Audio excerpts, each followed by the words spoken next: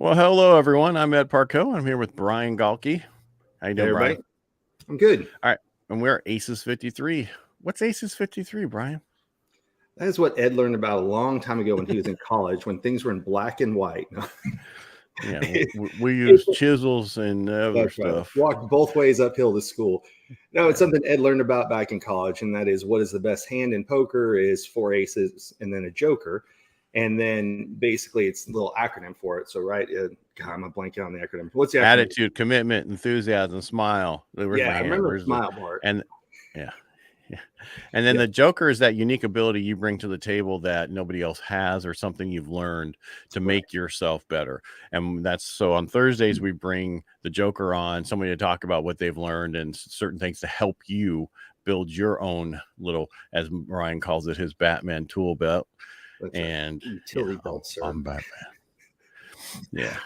Yeah. Well, the best part is this is going to be way off subject. I said Batman, the new Flash movie, when he goes back in time, and it's Michael Keaton as Batman now. Right.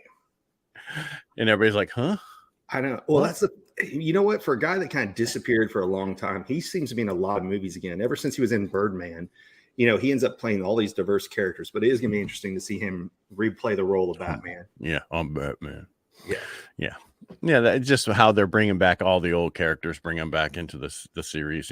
Oh yeah. Well, anyway, the last Spider-Man one where they brought back all the original people who played Spider-Man. I thought that was a neat spin on it also. Yeah, and that's they're all like, God, thank God I didn't have a paycheck for this month. Yeah.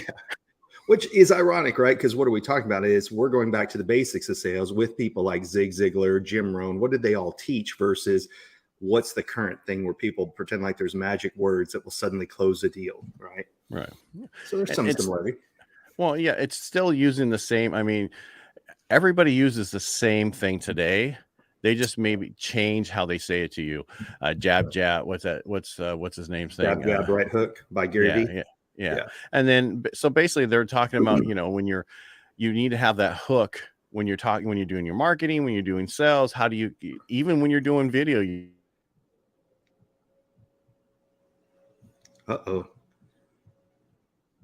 even when Ed's doing video and his video freezes. Well, it might be just me talking for a few minutes. We'll see if Ed comes back or not.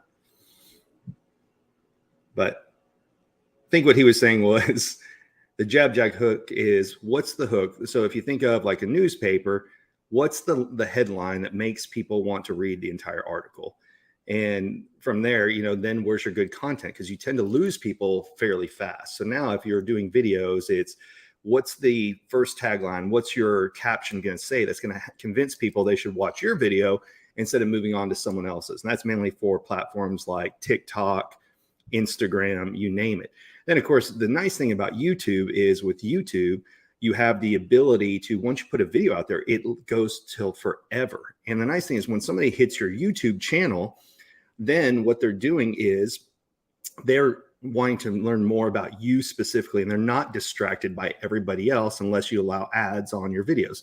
So there are ways that you can kind of have, number one, compete in the mainstream, which is TikTok, Instagram, Facebook, but then you're competing with the next scroll. But when you're on a resource or a platform that you have mainly your content on, like YouTube, once somebody's on your YouTube channel, they're going to be just curious about you and watching your videos to go that next level deeper with just you. But one of the things we're going to talk about today when Ed comes back is the importance of what words do you need to choose in sales. And the big thing is, how do you keep it on a positive thing? Because if somebody's spending money, it's very easy for things to spin out of control and go down kind of a negative rant.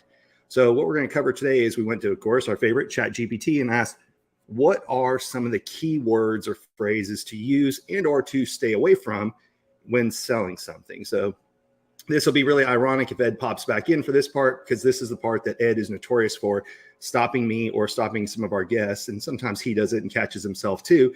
And that is, don't use jargon or technical terms that make sense to you or industry specific, assuming everybody knows what that is.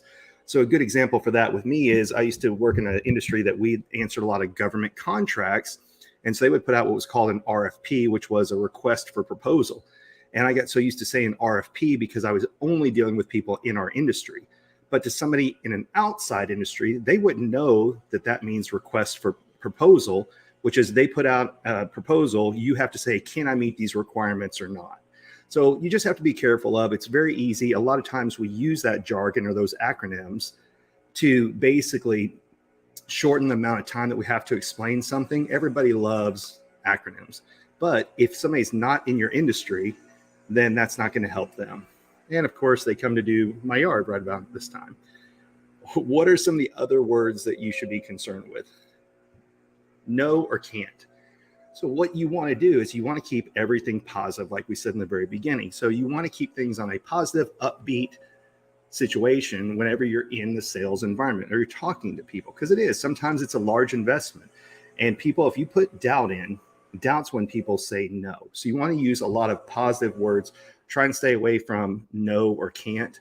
If anybody's ever taken any classes in like comedy or improv, the way that the improv players play off of each other is they say yes and. So they don't say no, they don't say but, and but's a big one. We'll cover that here in a minute. Is everything in improv is yes and. So when you feed off something, it's yes and then you move on to it. So Ed is back. Ed, we just covered your absolute favorite one, jargon and technical terms. Sorry about that. It's like they cut my Wi-Fi. My whole network went down. Yeah. That's fine. Here's the problem. We've had a bunch of people move into our building where even though in California, they think there's nothing going on. Everybody's running away. And it's like, okay, what'd you do? Shut off our... And the problem is they all get in the closet. Yeah. I mean, it that way. What does this wire do? Yeah, exactly. And I was like, it went dropped to nothing, which is like, what the heck? It's usually you that has the problem, not me. Exactly. Oh, well, we're back mental now. Or connectivity? I think it's both. Right? Yeah, we have everything is a problem. Right. So what you missed is we left off with, we talked about jargon and technical terms. I talked about how you're great about stopping me, guest, yourself, whenever we start using acronyms.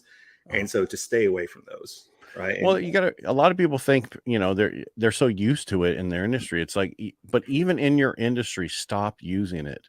Yes. Just talk normal to people. I remember when I was in the computer industry, people go, it does it has, all these different, it's like, who cares? What's that going to do for me?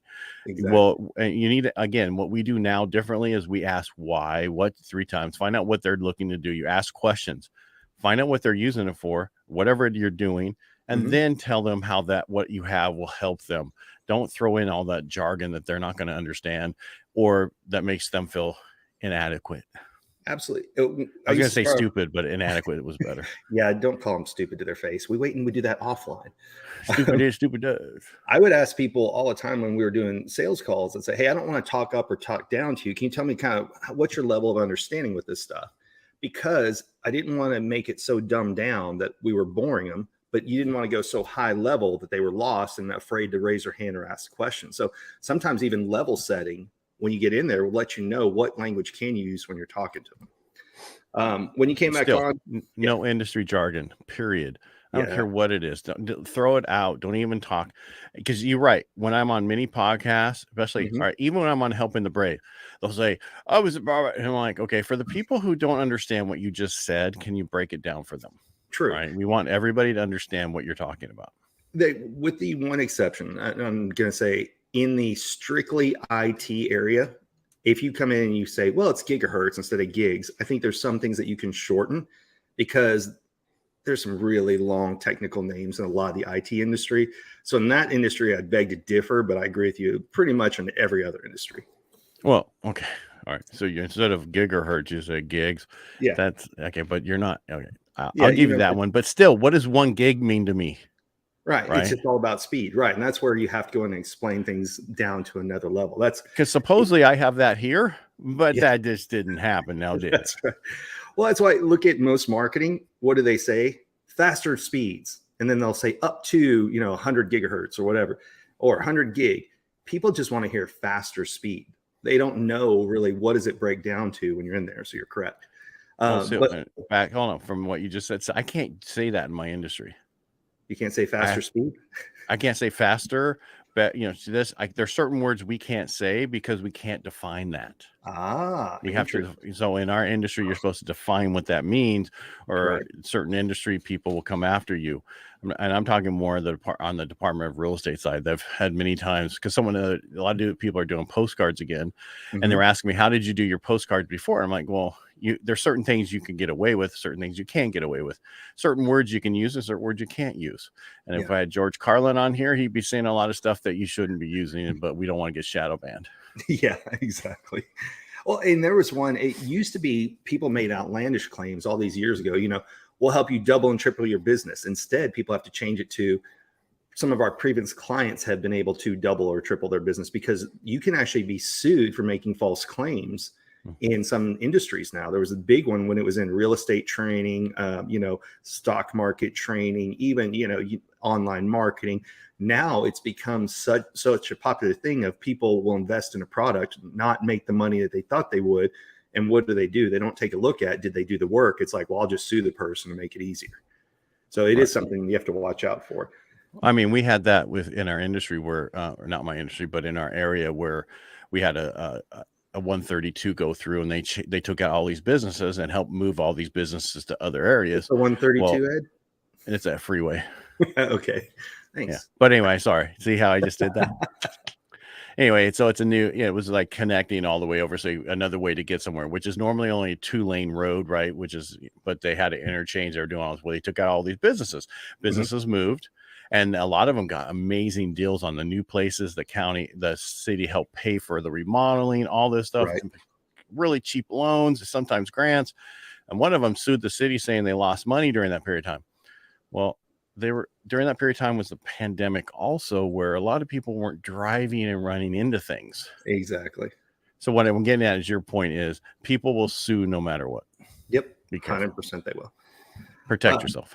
Yes. And this kind of leads back into what we're talking about, is when you use certain terms that are subjective to you, but it may be completely different to someone else. So if you use a word like cheap, well, does that mean it's made poorly, or does that mean it's a good deal? So it's even made poorly. Exactly. And when somebody hears cheap, they don't think, oh, good quality product. But there's a lot of people who will say things like, oh, you won't believe how cheap it is right now. You should definitely buy the product. And like, you could say it's a good deal right now, but if you say cheap, people are, And then if you talk about expensive, well, what's expensive to me may not be expensive to you. And so it's trying to stay away from those terms that are kind of polarizing one way or the other. You mean the trigger words? Yes. Well, and that's this one you're going to be real familiar with. The trigger words, not trigger words. The one that everybody fears, right? No, I was going to go like the biggest trigger word we've had in the last, 6 years was great. Oh, yes.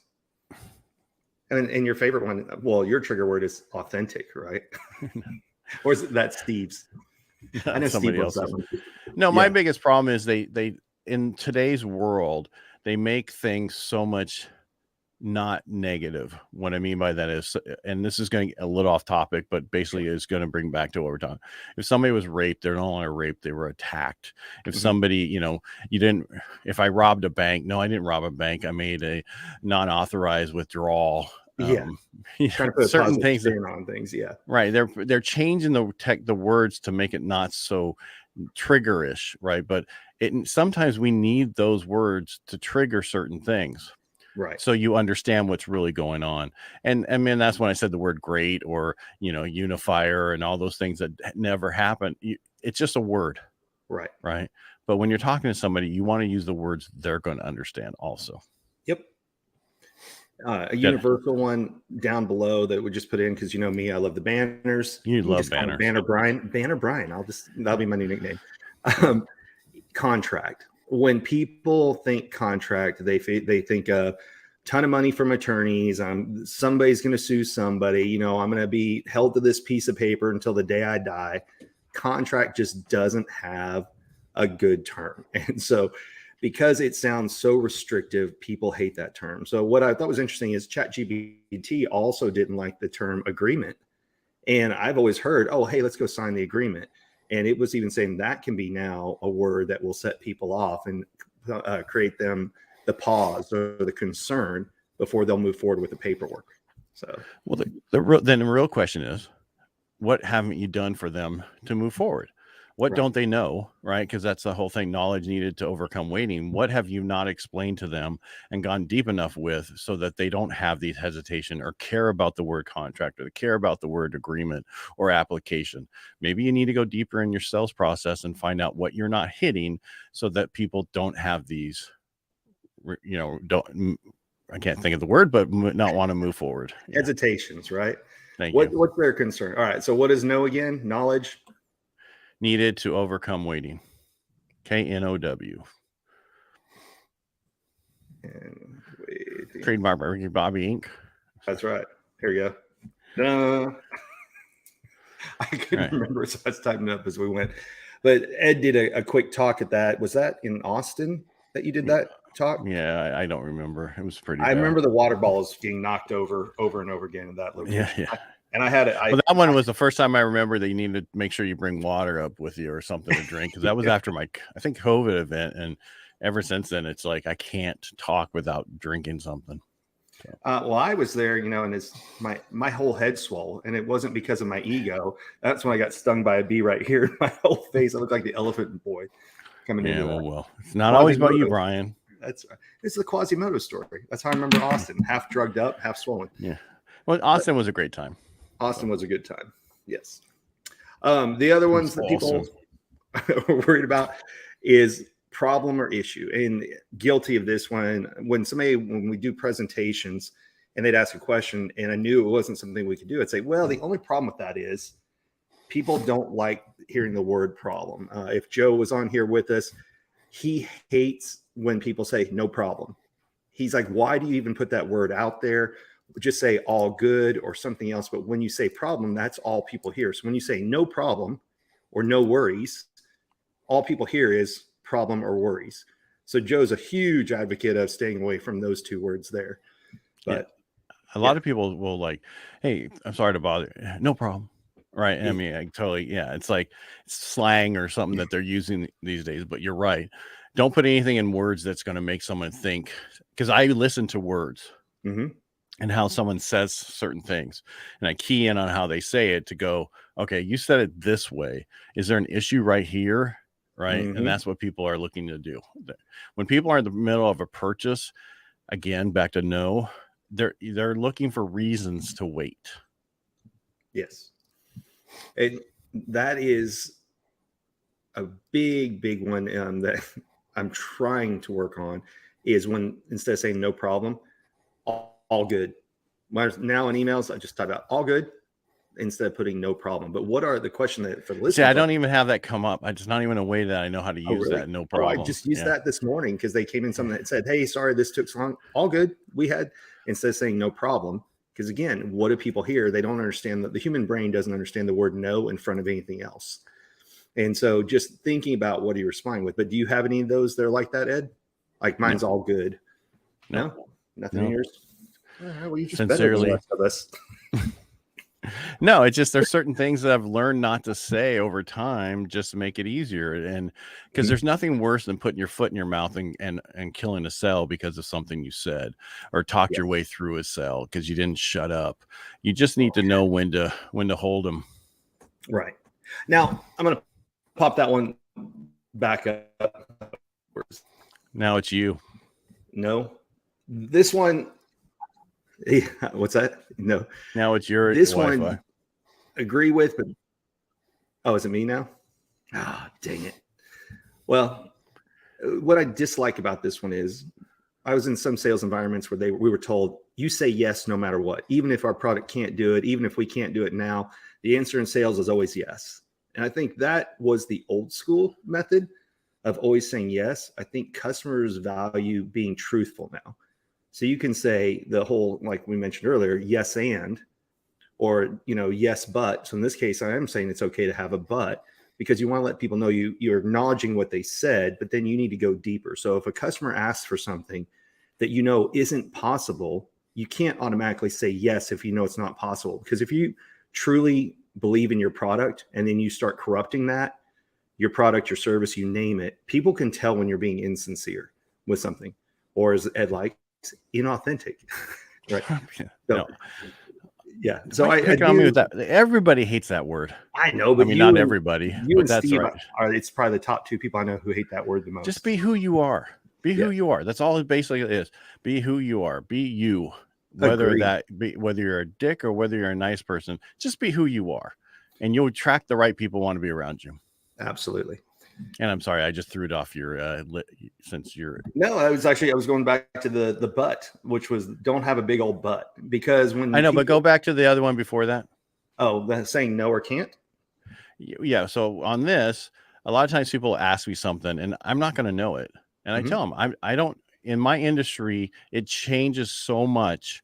I can't tell you yes, right? I'm not going to tell them that part. But basically, I'm like, you know what? Let me find out for you. I just need to make a quick phone call, and I'll get that answer for you and call you right back. People would rather know that you're going to get the information and call them back than tell them whatever you want to tell them, like this, right? Yes, that's a great way to put it. Instead of just saying yes, we can do it and being quiet.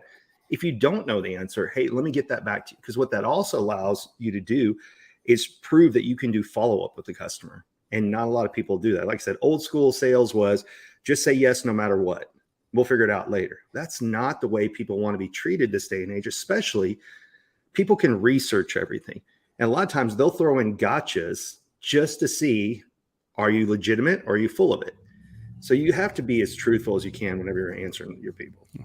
People would rather you totally honest with them. And if you're going to lose somebody because you're totally honest, you don't want to work with that person. Exactly. Because that's just problems down the road. This one, Janine is absolutely amazing at. I need to improve in this one. I say but way too often. The problem with the word but is as soon as you say it, it negates the first half of the sentence. Well, any negative in front will kill the rest of it. Yes, 100%. So, yeah, we talked about earlier. Exactly. If you take an improv class, they teach yes and. Janine is the master at this. Whenever she's answering something, she'll, instead of saying but, she'll say yes and then she'll give her opinion. Now, it could be a differing opinion on it, but she is phenomenal with the yes and instead of saying but. And what about however? I think however is still considered, because it's like but is a hard I know how you feel, but how? Yeah. Huh? Yeah. But's a hard stop. However, it still can seem demeaning to the other person, Really? Well, I know how you feel. However, it depends on how they use the however, right? But that is how good. Do you feel about it? Does however demean you?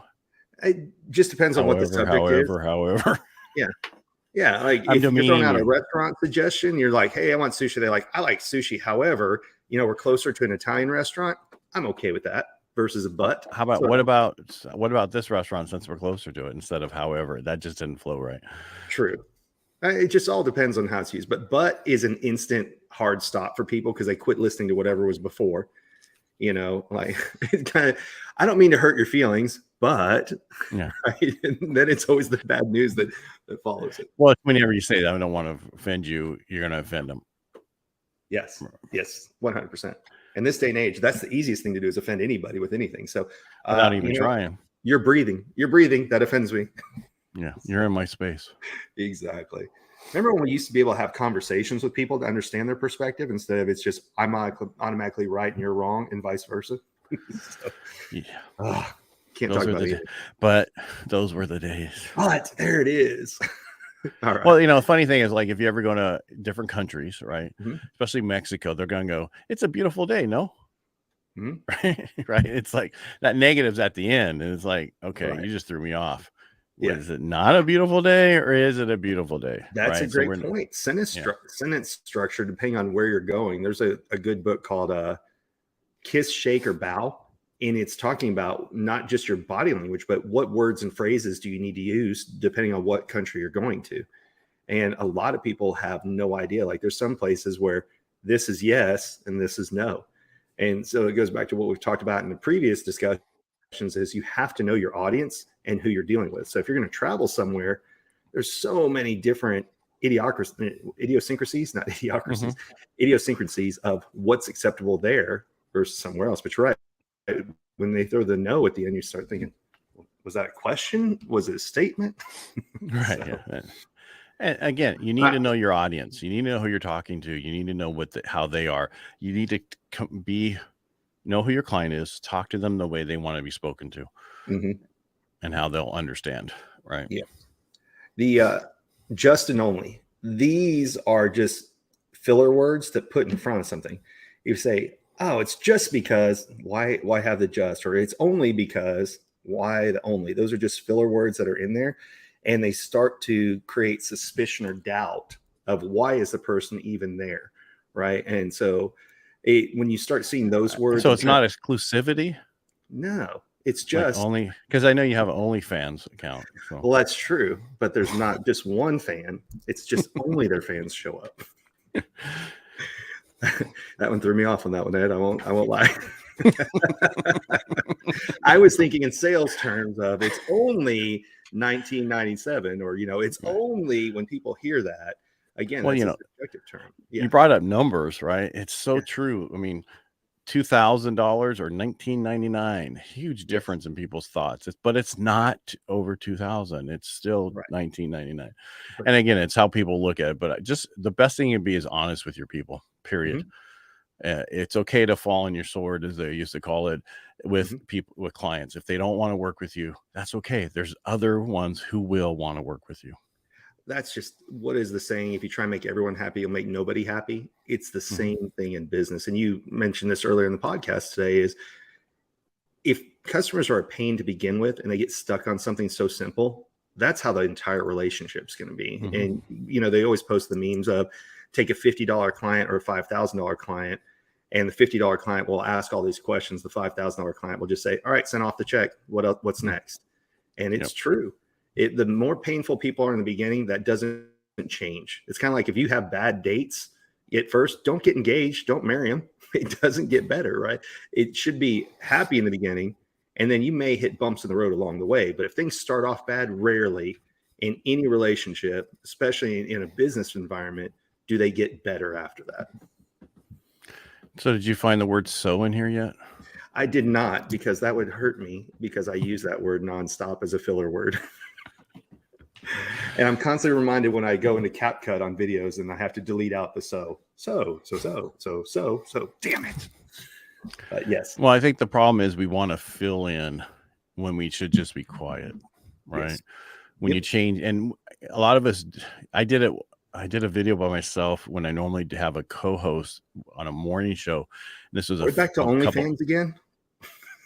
Yeah, a couple months ago, and it was like I was like I've never said that many so's or whatever in ever. I don't know how it came up, and I was like, you'd think I even talked about it. You think I would have been okay with this, but again, we're so used to working off of somebody else, we can be quiet, and that's how the conversation should go with a client. Don't put any filler words in, and let them speak. Then you speak, and then and I think the one thing we never talked about is how you need to be quiet, right? We talked about that, 2 ears and 1 mouth, and use it proportionally. Yes. So, active listening. Don't listen just to talk. Listen to truly understand what's going on, and then add in the pause. And you're right. We're taught wrong in school, and that is silence is bad. And, the only time to use it is the pregnant pause when you want attention. No, a pause is a good thing, because it means you can stop and reflect. Because if you don't, then all the other person hears is they didn't hear a single thing that I said. They were just waiting for their turn to speak. Right.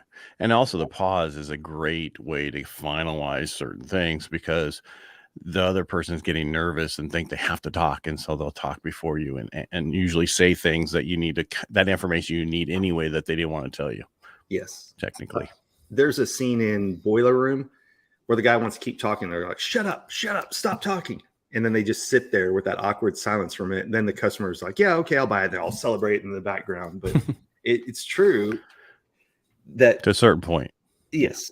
You don't want to hardball the pause, but there is a time and a place where it's time to stop talking and let both sides think.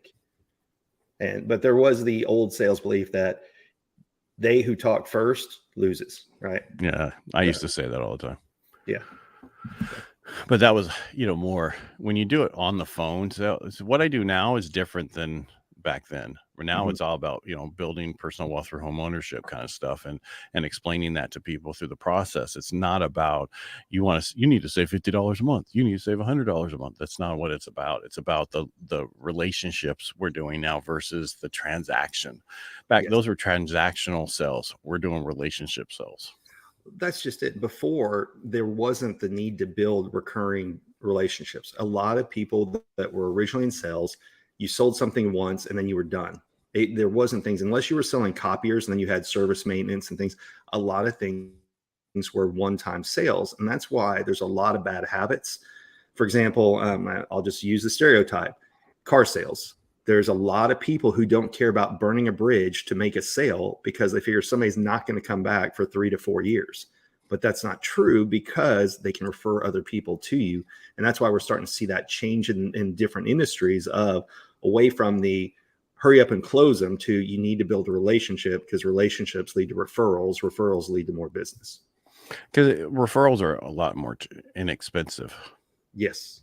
Well, and Not if you cheaper. treat somebody poorly, they will blast you on the internet, right? People are no longer, it used to be, so what if you piss somebody off? They just didn't come back to your dealership, or they didn't come back to your restaurant. Now they go and will leave an 8-page negative review and call you out specifically on things. That's where people aren't afraid of it anymore. We just had a mutual friend who turned back in one of his cars, and they gave him his money back because he had all kinds of electrical problems on it. But then when he went to the same dealership to talk to him, everything was marked up by 30%. So what did he do? He did a social media post to his thousands of followers and said, "This is a huge fail by this company. Therefore, I'll never buy from them again." Now, did that hurt? Can I make a statement to that effect? Okay. Yeah. All right. Well, when you're looking to buy certain types of vehicles that are very sought after by everybody, they're going to have a premium on them. Right.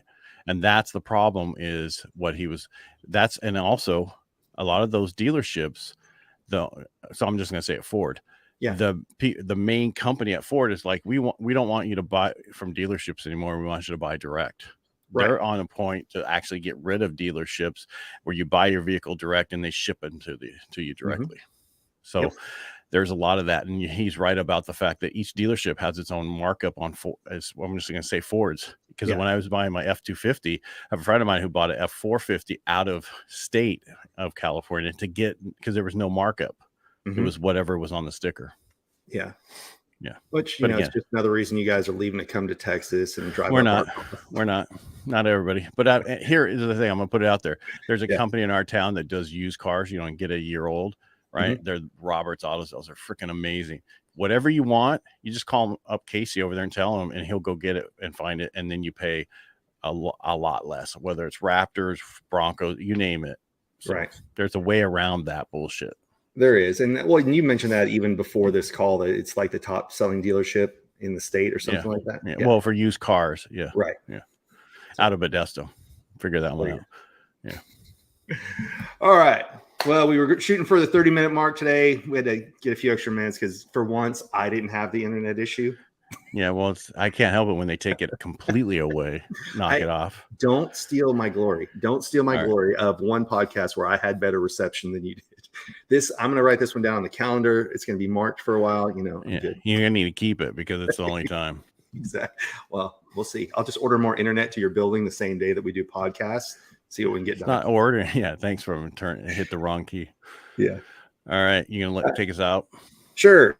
So thanks again. This is ACES53 with Ed Parcaut and Brian Galke. We're here every Tuesday, which is just the two of us having a conversation on that week's topic. Then on Thursdays, we try and bring in a guest we call the Joker, which is somebody who has unique skill or experience in that subject for the week. So you have to join on Tuesdays to hear us. And then on Thursdays, we usually will tell you on Wednesday or so who's our guest. Every once in a while, we are the guest. So thanks again. Don't forget to subscribe to the channels. We have the ACES53 on YouTube. Then we have our individual channels as well. And we'll see y'all on the next episode. Thank you, Brian. Thanks, Ed. Bye. All right. Make it a great day.